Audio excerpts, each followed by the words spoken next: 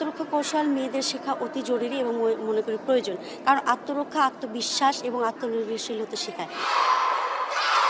আমরা চলাফেরা করার সময় বিভিন্ন ক্ষেত্রে মেয়েরা বিপদে পড়ে থাকি, তো সেক্ষেত্রে যখন বিপদে পড়ি ইনস্ট্যান্ট যেন আমরা সেখান থেকে বের হয়ে আসতে পারি, সেই আত্মরক্ষার কৌশলগুলো বেস্ট সেগুলো কৌশলগুলো মেয়েদেরকে শেখানো হচ্ছে।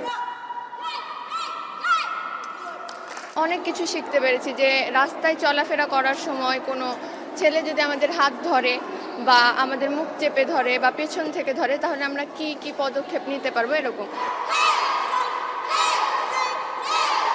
নারীদের যে বাইরে চলাফেরা করতে হচ্ছে, সন্ধ্যার পরে আমাদেরকে বের হতে হচ্ছে, সেই ক্ষেত্রে আমাদের অবশ্যই প্রত্যেকটা নারীর সেলফ ডিফেন্সের স্কিলটা শিখে রাখা দরকার।